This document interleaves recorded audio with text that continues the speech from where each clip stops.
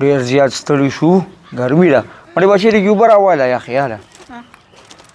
لاس ترې ګزاره کړې ده زه انشاءالله ټیک به شي ښه به شي راواله لږ به مې راوړې ولې مچ پکې څه مچ پکې نو خدای مسلمانانو لږه واوره خو پکې اچوې که نه دا خو سمې خوټ کېدلي ته بیا ګین چې ته نیخانې نه دې لوټه راډکه کړه ولې واوره نه وه لالا مونږ دې کور ته وویلو وره ورکه نه به ری نه کړه چې بازار نه ځې ځان سره 50 روپو رالې که نه بچې زما دې کاټن پسې مه ځئ تاسو وایئ چې کاټن سړي واچو نو ګینې دې به غټه تنخوا دي زما 500 روپۍ دي اړ دی چې زه پکې د 50 واوره راوالم او د 50 پکې پی راوالم او څه وچه نو زه چې دې کور ته راځم نو هغه ختمه شوي پلار ته هم لږ ووایې چې هغه دله چېته پرج وایلي ولکه ته دې وړو پورې څنګه نښتې دا غوښې دې خوري یاره دا جي ستړې ستومانه راشو چې کور ته راشو دونه ګرمي وي شل ځلم درته ووایي چې یو پرج ستا خو پېژنګلو هم ډېره ده خو رچانې پکې شتون وکړه که نه چې نغدي در سره نه وي خیر دې لږ لږ به پکې زه هم در کومه خو څه چل وکړه دا پرج واله بچې پرج مې اخیستی دی خرګاړي والا ته مې راچولی دی اوس به یې راوړي یاره زندهباد دا جي زندهباد دا خو ډېر غټ کار وکړه ځکه چې په دې وړو بمبوره راټولوله نو چا به ورکړه او چا به نه ورکولو کله ورته وایي نشته نو دا خو ډېر ښه کار وکړه ځه ونه د چا بړه ښي د چا به بدي څوک به وره ورکوي څوک به یې نه ورکوي ورکې که دا خپل شیخره چولی واخلو هله دا جي پرج راوړه هله دا جي پرج راوړه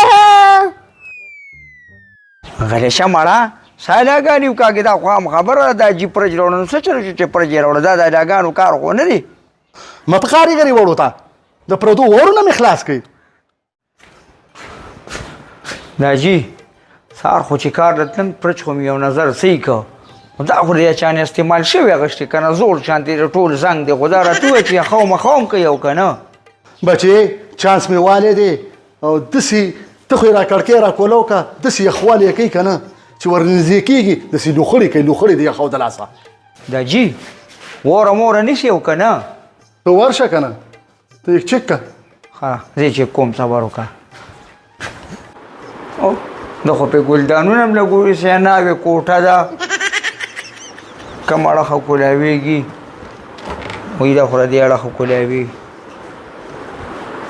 یخه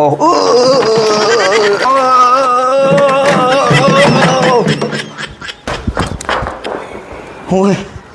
وای یا الله زولی کې مې خیر واچوي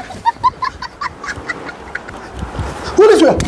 څه چل شوی دی یاره دا جي تا خو ما ته دروغ ویلې وې دا وره نیسي دې خو اوسه زه مو نیومه که نه د غریب سړي کیر چېرته ازمېږي داسې کار دی دا جي په دې هم وجه نه مو زوړ پرج دی ټول زنګ دی همدغه لارو کوڅو کې به دا وره راټولو دا راله ښه ده او دا شی لرې که ګورې وجنې پې بل لرې واپس کوو بس او لرې که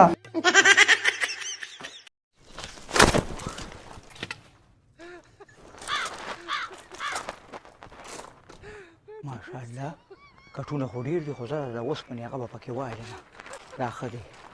وای دا خو ګل راووخته زما پلار مې پسې راپاڅومه داسې اکثره بلیډونه یې دی ګډوڅه دا جي دا جي دا جي څنګه شوی غل روغتی دی دا خو د رڼا ورځې غل دی بس پتې نه لګي غرمه کې روغتی دی هله وچوس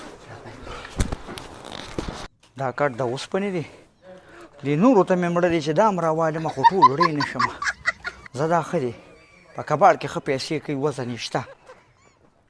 واو السلام علیکم وعلیکم السلام دا کټ چېرته وړي دا دراصل کې دغلته دی ګوان کې یو مړی شوي دی نو ما ته ووایي چې د ثواب په نیت لږ کټونه راټول کړه که نه نو زه دې خوارانم ما زه دا د اوسپنې هغه به ترې مخکې کړم او دغه نورو پسې به لږ وروسته راشم که نه ته ما ته ده ووایه خل چې مړي له کټونه وړي نو هغه په ریور راځي او که په دې دیوال نه وړي ته ما ته دا خبره وکړه نو دراصل کې چې ما تاسو ډسټرب کولی نه که نه د وړي غرمه وخت کلک وده وې نو ما یې سله به ورته ورډزوم ما یې راشه په دې دیوال ور ووړه نو د ثواب په نیت په دې دیوال راوغوښتم ساقي بیا مړ هغه نور یې راپاسو شابه ځه راځه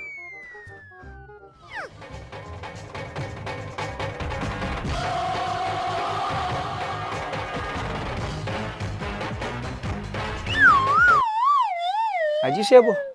ماشاءالله دا یې ټول زامن دي او مال د خدای دی دا پکې کار لم تللی دي خدای دې درته نیک عمله لوی کړي خو هسې در اصل کې یو خبره مې کوله غلم په سترګو نه ولیدلې که څنګه دا خو تا ډېر زیات را نه وستل ما مه کوې لکه کټ له خپې ماتوې دا کار دې په قلار کوز کړئ دا کار دې په قلار کوز کړئ خبره ووایه